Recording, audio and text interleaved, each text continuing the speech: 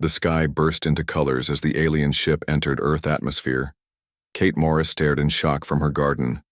Her watering can fell from her hand, splashing her boots, but she hardly noticed. The ship was unlike anything humans had built. It glowed with a soft purple light and moved without sound. It was round and flat like a disc, but with strange patterns across its surface. Kate lived in a remote area of Wyoming, far from big cities. She liked being alone after working many years as a teacher in noisy classrooms. As the ship came closer, Kate thought about running inside to call someone, maybe the police or the army, but her feet would not move. Her heart beat fast, but she was too curious to hide. The ship landed in the empty field next to her house. It was much bigger up close, about the size of a small house. Steam or mist came from under the ship as a door opened in its side. Kate held her breath. 3 tall figures stepped out. They were clearly not human. Their skin was pale green and seemed to shine in the sunlight. They had long arms and legs, making them nearly 8 feet tall. Their faces were almost human, but with larger eyes that were completely black. They all had long silver hair that moved as if it were alive. Kate could tell they were female by their body shape. They wore tight suits made of some shiny material that changed colors as they moved. The tallest one noticed Kate and said something to the others. Their language sounded like singing mixed with clicks, and Kate was frozen in place as they walked toward her. Their movements were graceful, almost like they were floating. The leader stopped 10 feet from Kate and raised a small device. A blue light passed over Kate from head to toe. Then the alien spoke in perfect English. "Hello, human female. We come in peace. I am Commander Lyra. These are my science officers." Tara and Phoebe Kate could not believe what was happening. Aliens were real. They were standing in her garden, and they spoke English.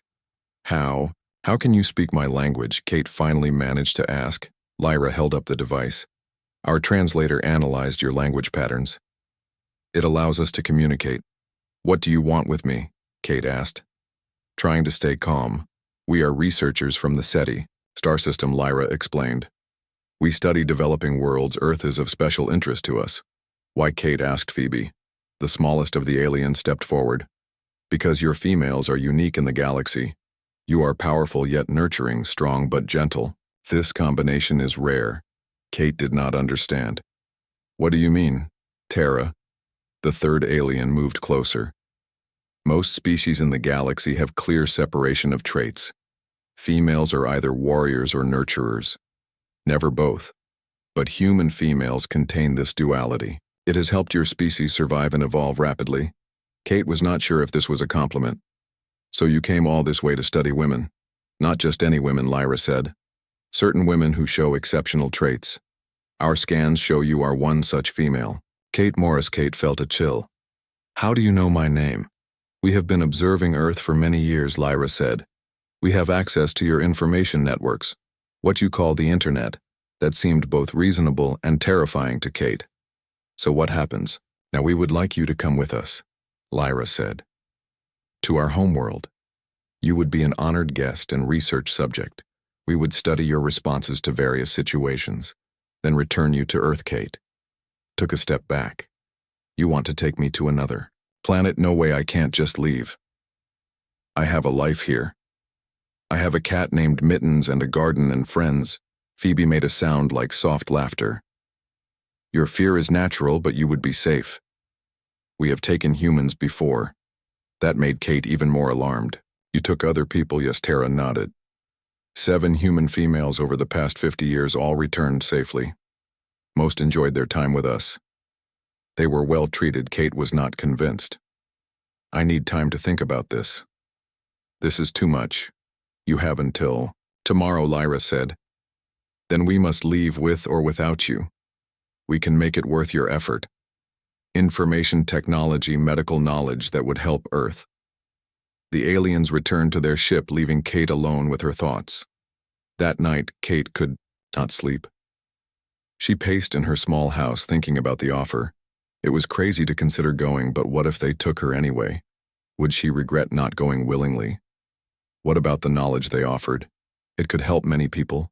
Kate called her best friend Beth, but did not tell her about the aliens.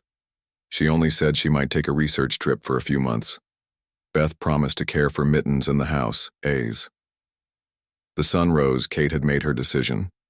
She packed a small bag with clothes, photos, and her mother's necklace for comfort.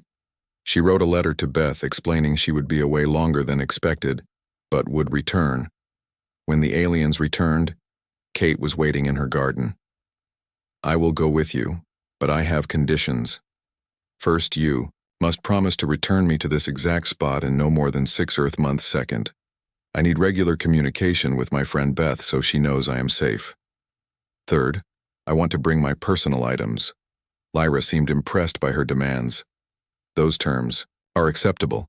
Kate took a deep breath and stepped toward the ship. It opened before her, revealing a space that seemed much larger inside than the ship appeared from outside. "Welcome aboard, Commander," Lyra said. "This will be a historic journey for both our peoples." The door closed behind her. Kate wondered if she had made a terrible mistake or the most amazing decision of her life.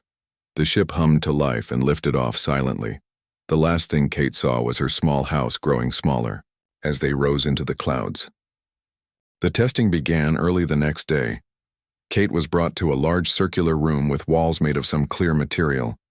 She could see Cetian scientists observing from the other side, but they could not hear her. Linda was there to explain everything. First, they will measure your baseline responses. This helps them understand human normal states. Kate sat in a comfortable chair as small sensors were placed on her temples and wrists. They didn't hurt, but felt cool against her skin. "Now they will show you images and record your responses," Linda said. "Some may be emotional. Try to react naturally." The clear wall in front of Kate became a screen. Images began to appear: a beautiful sunset, a child laughing, a puppy playing, a person crying, a destroyed home. A family embracing pictures came quickly, one after another. Kate felt her emotions shift with each one: joy, sadness, worry, love, fear. After hundreds of images, the screen went dark. "That was excellent," Director Sella said, entering the room. "You're emotional. Range is impressive." "What comes next?" Kate asked. Sella motioned to another door. "Interactive scenarios. We need to see how you form connections." Kate followed Sella and Linda into another room. This one looked like a nursery with toys and small furniture. A Cetian child sat playing with blocks. The child looked like a smaller version of the adults but with larger eyes. "This is Naya," Sela explained. "She is 3 cycles old, what you might call years. She has no parental bond. Her birth parents provided genetic material but no nurturing. Please interact with her naturally." Kate felt uncomfortable. Was she supposed to pretend to be this child's mother? But her teacher instincts took over. She sat down next to Naya. "Hello, Naya. Kate. Would you like to build something together?" The child looked at her with curious black eyes. Kate noticed the blocks were similar to Earth toys, but they connected in unusual ways. She helped Naya build a small tower, praising her efforts. The child did not smile, but seemed interested in Kate's approval. Over the next hour, Kate played with Naya, read her a story from a strange book with moving pictures, and helped her with a puzzle. She found herself naturally caring for the child, despite her alien appearance. When the session ended, Sela seemed pleased. "Remarkable. You formed a temporary bond with a child not your own, not even your species, in just 1 hour. That's what humans do." Kate said, "We care for children. It's natural. Not for us." Sela said sadly, "Our children are raised in groups by designated caretakers. No personal bonds form. It was not always this way. Once we were more like you." The tests continued for days. Kate was asked to interact with more Cetian children. She was shown more images and scenarios. She spoke with Cetian adults about emotions and relationships. She even taught a class of young Cetians about Earth customs. One evening, Kate sat with Linda on the balcony watching the twin moons rise. The city below glowed with soft lights. "I don't understand something," Kate said. "If your emotions are helping them, why don't they just study you? Why bring more humans?" Linda sighed. It's complicated. They need multiple samples. My experience is valuable, but I'm just one human. Also, I'm no longer purely human. What do you mean? Kate asked, alarmed. Linda rolled up her sleeve, revealing small silver lines under her skin like circuit patterns. I volunteered for modifications. It helps me survive here, long term. The atmosphere, the gravity, the food. They had to change me a little. Kate felt uneasy. Will they want to modify me too? No, Linda assured her. You're a temporary subject. I chose to stay. I chose this. You won't be changed unless you want it. Kate wasn't sure she believed that. After 2 weeks of tests, she began to notice things. The Cedians watched her constantly. Even in her private room, she felt observed. She wondered if they were learning what they needed, or if there was something else going on. One night, Kate couldn't sleep. She decided to explore the tower. Most Cedians seemed to rest at night, so the halls were empty. She found her way to a lower level she hadn't seen before. The door was marked with symbols she couldn't read, but it wasn't locked. Inside was a large laboratory. Different from the testing rooms, this one had containers filled with glowing liquid. Inside each container was what looked like a small Cedian fetus. Kate gasped. These were babies not yet born. They are failing. Director Sela said from behind her, making Kate jump. You shouldn't be here, but perhaps it's good you see this. Kate turned the babies. What is wrong with them? They do not develop properly. Sela explained. They lack something vital, something we have lost. The ability to form bonds begins before birth. The mother must want the child, must feel connection to it. Our females no longer have this capacity. Kate looked at the tiny forms floating in their artificial wombs. They were trying to create life, but something was missing. Something emotional. Have you tried letting mothers carry their own children? Kate asked. Instead of growing them in labs, we did. Sela nodded. The results were worse. The females felt nothing. No bond formed. Many rejected the infants after birth, some even harmed them. We had to return to artificial gestation. It seemed so sad to Kate. A species so advanced, yet unable to love their own children. How had they lost such a basic instinct? We believe the answer is in your biology. Sela continued. We have identified hormones and brain patterns in humans that we lack. But copying them artificially has failed. Something more is needed. What does this have to do with me? Kate asked suspiciously. We hope to use your genetic material combined with ours. Sela explained. It may create offspring capable of both our intelligence and your emotional capacity. Kate backed away. You want to use my DNA to make hybrid children? You never said anything about that. Sela looked calm. We would not do so without permission. We merely hope you might consider it. Once you understand the importance, Kate felt a surge of anger.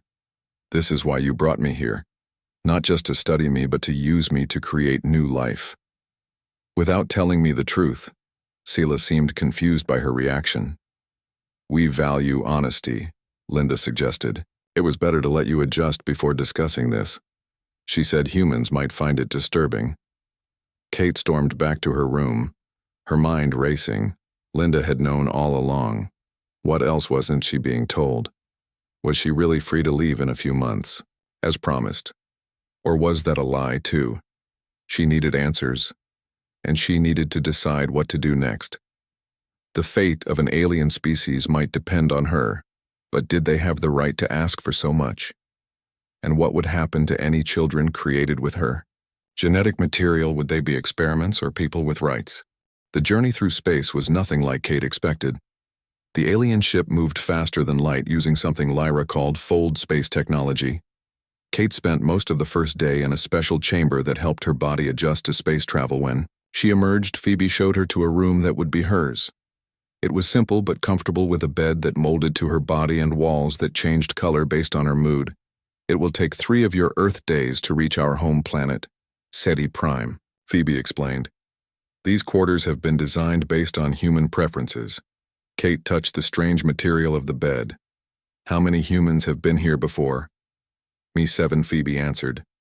6 returned to Earth. 1 chose to stay with us. Chose to stay. Kate was surprised. Why would someone choose that Tara entered the room carrying what looked like food on a tray? Linda Green fell in love with one of our scientists. They bonded, and she became a valued member of our research team. Kate took the food. Carefully, it looked like fruit, but in colors she had never seen before. Is she still there? Yes. Tara nodded. Linda has been with us for 12 Earth years. She has helped us understand humans better. She is excited to meet you, Kate. Took a small bite of the strange fruit. It tasted sweet and tangy like a mix of strawberry and orange. Tell me more about your world. What is it like? Phoebe sat across from Kate. Our world is older than Earth. Our star is more stable. Our society is based on knowledge and research. We have no wars. No poverty. All work together for advancement. It sounds perfect, Kate said. Not perfect, Lyra said, entering the room. We face challenges. Your species' adaptability is something we lack. We became too specialized, too focused on intellect. We lost certain emotional ranges, particularly those related to bonding and connection. Kate was confused. You don't have feelings. We have some emotions, Lyra explained, but they are different from yours. We feel curiosity, satisfaction, achievement, but we struggle with attachment, love, deep joy. These became less important as we evolved. Is that why you study humans? Kate asked. To understand our emotions. Partly, Tara said. But there is more. Our species is dying. Kate nearly choked on her food. Dying. How our birth rates have fallen dramatically. Phoebe explained. We live very long lives, but few children are born, those that are often fail to thrive. We believe it is connected to our limited emotional capacity, so you need human women to teach you how to feel. Kate said, starting to understand. Not exactly, Lyra said. We need to study how human females bond with others, how you form attachments, how you nurture. This might help us save our species. For the next 2 days, Kate learned about the Cetians, their history, their technology, their art. She was amazed by how advanced they were, yet they seemed almost envious of human emotions. On the 3rd day, Lyra came to Kate. We are approaching Ceti Prime. Prepare for arrival. Kate followed Lyra to the main control room of the ship. A large screen showed a beautiful planet coming into view. It was mostly blue like Earth, but with 2 small moons orbiting it. The continents were shaped differently with more islands and less large land masses. It's beautiful, Kate whispered. Yes, Lyra agreed. We have kept our world pristine. Our cities are built to blend with nature. Our population is small now. Only 20 million spread across the planet. Once we were over 1 billion. The ship descended through clouds and Kate gasped. The alien city below was unlike anything she had imagined. Tall spires of crystal and metal rose from lush green forests. Buildings curved and twisted in impossible ways, with gardens growing on vertical surfaces. Water flowed through the city in clear tubes, creating rainbow effects as sunlight passed through. The ship landed on a platform extending from a tall silver tower. Kate stepped out and felt the gravity slightly lighter than Earth. The air was sweet and clean. A group of Cetians waited to greet them. All females, Kate noticed. They wore formal-looking outfits in various shimmering colors. A tall Cetian with copper-colored hair stepped forward. Welcome, human. Kate Morris. I am Director Sella, head of interspecies research. Thank you, Kate said, feeling suddenly nervous. Another Cetian moved forward. This one looked different. Her features seemed less alien somehow. Her hair was blonde, not silver or copper. Her eyes were green with pupils, unlike the solid black eyes of the others. Hello, Kate, my name is Linda Green. Welcome to Ceti Prime. Kate stared in shock. The woman was human, though she wore Cetian clothes. Linda. Yes, I'm human like you. Linda smiled. I came here years ago as a research subject like you. Now I help bridge our worlds, Kate. Felt relief at seeing another human face, so you really stayed by choice. Absolutely, Linda nodded. The Cedians have so much to offer, and I found purpose here. I helped them understand human emotions, and they helped me see the universe in new ways. Director Sela spoke again. You will rest today. Tomorrow your evaluation begins. Kate was led to a beautiful room in the tower. It had a balcony overlooking the alien city. She could see Cedians moving below, some walking, some using small floating platforms to travel. The 2 moons were visible in the sky, one blue, one pale yellow. Linda stayed behind after the others left. So what do you think so far? It's overwhelming, Kate admitted. But amazing. Why do they only have females here? Where are the males? Linda smiled. They don't have males and females the way we do. They have 3 genders, but they all appear female to human eyes. Their reproduction is different. They need 3 parents, not 2. The 3rd gender is extremely rare now. That's part of their problem. Kate looked out at the alien world again. So what will they do with me exactly? Study you. Linda explained. They will present scenarios, observe your reactions, measure your hormones and brain activity. Nothing harmful. They want to understand how humans, especially human women, form such strong bonds with others, how we care so deeply that capacity is fading in their species. Kate nodded slowly. I'm still not sure why I was chosen. Linda put a hand on Kate's shoulder. You were chosen because you show exceptional empathy and resilience. You lost your parents young, yet became a teacher caring for other people's children.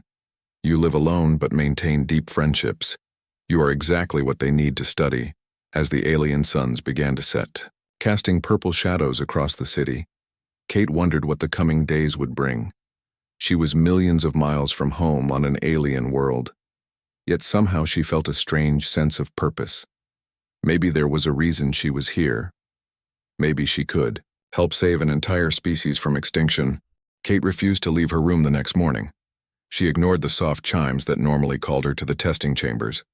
She needed time to think, to decide what to do. Linda came to check on her. Kate, please let me in. We need to talk. Kate reluctantly opened the door. You lied to me. You knew what they really wanted. Linda looked tired. I didn't lie, I just didn't tell you everything right away. I was afraid you'd refuse to come if you knew. Kate paced the room, and now I'm trapped millions of miles from home. You're not trapped. Linda insisted. You can still go home in a few months as promised, even if you refuse to help with genetic material. No one will force you. Can I trust that? Kate asked. How do I know they won't just take what they want? The Cedians have strict ethical rules, Linda explained. They would never take genetic material without consent. It's against everything they believe. They study emotions, but they understand the concept of rights. Kate wasn't convinced, but she had little choice but to listen. Tell me everything. The full truth. What exactly do they want from me? Linda sat down. They want to create 5 embryos using your genetic material combined with Cedian DNA. These would be gestated artificially, then raised in a special facility. You would have no obligations to them, but you could meet them if you wanted. And what would happen to these children? Kate asked. Would they be treated like normal children or lab specimens? They would be citizens with full rights, Linda said. But they would be studied throughout their lives to understand how the human emotional capacity develops in a partial. Cedian. Kate shook her head. This is crazy. You realize that, right? Creating hybrid children. Linda took Kate's hand. Look at the bigger picture. Their entire species is dying out. They can't feel love or form bonds, but they are brilliant and peaceful. They have so much to offer the universe. Is it wrong to help them survive? Kate pulled her hand away. Is it wrong to create children who will be forever different? Never fully human, never fully Cetian. How will they feel about that? This conversation was interrupted when Director Sela entered the room. Kate was not expecting this visit. I must apologize, Sela said formally. It was wrong to withhold information. I believed Linda when she advised a gradual approach. But I see now this has damaged your trust. Kate was surprised by the admission. How did an alien with limited emotions understand her feelings about being deceived? Sela continued, "We will return you to Earth immediately if you wish. No more tests, no requests for genetic material. The choice is yours." Kate hadn't expected this. She had prepared for an argument, not an apology and free choice. "I need time to think," Kate said. "And I want to know more about these hybrid children. How would they live? What rights would they have? Would they know about me and Earth?" Sela nodded. "These are fair questions. I will provide complete information. Then you decide over the next few days." Kate received detailed plans about the proposed hybrid program. The children would be created using the best Cedian genetic material combined with hers. They would be raised together in a special facility with both human and Cedian caretakers. They would learn about both worlds. They would have all rights of Cedian citizens plus the right to visit Earth. When older, Kate also learned more about the Cedian reproductive crisis. Their birth rates had fallen by 80% in just 3 generations. Most infants born now had developmental issues. Their scientists believed it was connected to a genetic modification made centuries ago to increase intelligence. That change had accidentally damaged systems related to emotional bonding. The Cedians had tried many solutions. None worked. They had even attempted to reverse the original genetic modifications, but the changes were too deeply embedded in their DNA now. Without outside help, their civilization would slowly fade away. Kate spent time with Naya and other Cedian children. They were bright and curious, but something was missing. They rarely showed affection. They didn't seek comfort when hurt. They learned but didn't love. She also spoke with Linda about her life on Seti Prime. "I never planned to stay," Linda explained. "But I found purpose here. And I met Zana." Kate asked. "My partner." Linda smiled. "She is a Cedian scientist. We formed a bond unusual for her species. She tries to understand human emotions. I try to understand Cedian logic. We complement each other, so you fell in love with an alien," Kate said, finding it hard to believe. In a way, Linda nodded. "It's different from human love, more like deep respect and attachment. But yes, I suppose that's the closest word. They are capable of some emotional connections, just not the kind needed for child rearing." Kate thought about everything she had learned. The Cedians were not evil. They were desperate. They had advanced technology, medical knowledge, scientific discoveries that could help Earth. They were peaceful and logical. They offered fair exchange for her help after a month on Seti Prime. Kate made her decision. She would provide genetic material for 3 embryos, not 5. She would stay another 2 months to observe the early development. Then she would return to Earth with the option to visit in the future. The Cedians were grateful. They provided Earth with medical knowledge, cures for several diseases, clean energy technology. In return, they asked for continued cultural exchange and permission to bring a few more human volunteers for study. Before the procedure, Kate spoke with Director Sela. "I have one more condition." "What is it?" Sela asked. "I want regular updates about the children, their development, their health, their education. And when they are old enough, I want them to have the choice to contact me." Sela agreed. "This is reasonable. They should know their heritage." The genetic procedure was simple and painless. Kate provided cells that were modified and combined with Cedian genetic material. The embryos were placed in artificial wombs. Kate was allowed to see them. Tiny beings that were part human, part alien as. The embryos developed. Kate visited them daily. She talked to them, sang Earth songs, told them stories about her home. The Cedian scientists recorded everything, noting that the embryos showed stronger development than pure Cedian ones. "You are forming a prenatal bond," Director Sela observed.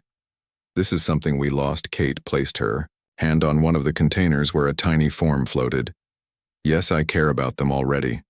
They are part of me, even if they grow up here." The Cedians studied this phenomenon with great interest. Kate wondered if they could ever truly understand it. Human mothers had been forming bonds with unborn children since the beginning of humanity.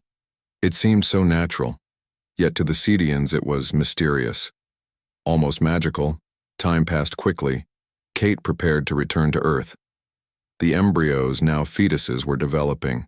Well, 2 females and 1 male, though the male was not like Earth males, just one of the 3 Cedian genders. On her last day, Kate visited them one final time. They were nearly ready to emerge from their artificial wombs. She placed her hands on each container and made a promise. I will come back to see you. I will always be connected to you, even across the stars. You are the bridge between 2 worlds. Never forget that you are special. 5 years passed on Earth. Kate returned to her teaching job, but nothing felt the same after her time on Ceti Prime. She received regular updates about the hybrid children, Elia, Toran, and Mira. They were growing well, developing both Cedian intelligence and human emotional capacity. The Cedians had created a special educational program for them. They learned about both worlds. They had caretakers who understood both cultures. Linda remained on Ceti Prime as their primary human influence. Kate often looked at the pictures and videos sent across space. The children looked more Cedian than human, with pale green skin and large eyes. But they smiled something pure. Cedians rarely did. They hugged each other. They cried when hurt. They showed curiosity, not just for knowledge, but for connection. Sometimes at night, Kate would look up at the stars, knowing her genetic children were out there. They called her Kate, not Mother. She had not raised them, but she felt connected to them in a way that transcended normal understanding. Then one day, Kate received an unexpected message from Director Sella. We request your return to Ceti Prime. The children ask for you. We will send a ship. Kate had always known this day might come. She had continued her life, but part of her had been waiting. She contacted Beth, explained she needed to take another research trip, packed her bags, and prepared for the journey. The Cedian ship arrived exactly where the first one had landed 5 years earlier. This time, Kate was not afraid. This time, she knew what to expect. The journey seemed shorter somehow. As they approached Ceti Prime, Kate felt a strange mix of excitement and nervousness. What would the children be like? Would they accept her? Linda was waiting when the ship landed. Her hair had more gray now, but she looked healthy and happy. The children are eager to meet you. They know all about Earth, about you. Kate followed Linda to a beautiful garden area. 3 small figures waited there. They looked like Cetian children, but different. Their skin was a softer shade of green. Their eyes, though large, had visible pupils. Their silver hair had hints of brown. Kate's color. They were playing a game together, laughing. They noticed Kate and stopped. They had been told who she was, what her connection to them meant. They approached slowly, curious but cautious. Hello, Kate said, kneeling down to their level. Kate. From Earth, Elia said, the tallest one. We know who you are. You gave us life. You look like the pictures, Torin, the middle child, said. We watch your videos. Mira, the smallest, stepped forward hesitantly, then surprised everyone by hugging Kate. Human greeting, she said. I learned it. Kate felt tears in her eyes, something Cedians never experienced. She hugged Mira back. Yes, that's right. That's how we say hello on Earth. The children showed Kate their home, their school, their projects. They were extraordinary. A perfect blend of Cetian logic and human emotion. They excelled at science and mathematics, but also created art and music. They formed bonds with each other and their caretakers. They understood both logical analysis and intuitive feeling. Director Sella met with Kate that evening. The program has exceeded our expectations. These children have shown us what we lost. Their development is remarkable. Kate watched the children playing nearby. They seem happy. They are Sella confirmed. We have created more hybrids using genetic material from other human volunteers. But these 3 were first. They are special. Kate felt pride but also concern. What happens when they grow up? Will they fit into Cedian society? They will help transform it. Sella said. Already, our scientists have identified the genetic factors that allow emotional bonding. We may be able to modify adult Cedians in the future and ensure new generations retain this capacity. What about Earth? Kate asked. Will they ever visit when they are older? Sela promised, if they wish it. They have citizenship rights on both worlds. Kate stayed on Ceti Prime for 3 months. This time she taught the children about Earth culture, music, art history. They absorbed everything eagerly. Their capacity to learn was Cetian, but their desire to connect was human. They wanted not just facts, but stories, emotions, perspectives. By the time Kate prepared to leave again, the bond was stronger. The children no longer saw her as a strange visitor, but as an important part of their lives. Will you come back? Mira asked, holding Kate's hand. Yes. Kate promised, I will visit, every few years. And when you're older, perhaps you can visit Earth. Kate returned to Earth but maintained regular communication with the children. As they grew, she saw them develop their own unique identities. Elia became a scientist studying the genetic basis of emotion. Torin became an artist creating works that helped Cetians understand human feelings. Mira became a teacher, helping other hybrid children adapt to their dual nature. 10 years after her first encounter with the aliens, Kate received another message. This one from Mira, now 15 years old. We have been invited to visit Earth. Would you host us? Kate immediately agreed. She prepared her home for the visit. What would her neighbors think of 3 teenage aliens? She decided to tell them the children were from another country wearing special makeup for a skin condition. It was close enough to the truth. The Cetian ship arrived quietly at night. The children, now young adults, stepped onto Earth soil for the first time. They looked around in wonder. Earth was louder, more chaotic, more colorful than their home world. The gravity was stronger, the air heavier, but it was the planet of their partial heritage. Look, stars, Mira said, pointing up. Just like in your pictures. But from the other side, Kate showed them Earth life. They tried human food, swam in a lake, felt rain on their skin. They met some of Kate's friends who were told they were foreign exchange students. People noticed they were unusual, but in a world of body modification and cosmetic enhancements, their appearance wasn't too shocking. During their month on Earth, the 3 learned about their human heritage. They visited museums, cities, natural parks. They experienced weather seasons, animals, all things limited on their carefully controlled homeworld. On their last night, Elia made an announcement. The Cetian Council has approved a new program, Human Cetian Cultural Exchange, regular visits between worlds, sharing of knowledge, art, science, limited at first, but growing. Kate was amazed. Things had moved faster than she expected. We are the proof it can work, Torin explained. We bridge both worlds. We understand both perspectives. Mira took Kate's hands. You gave us more than life. You gave us understanding.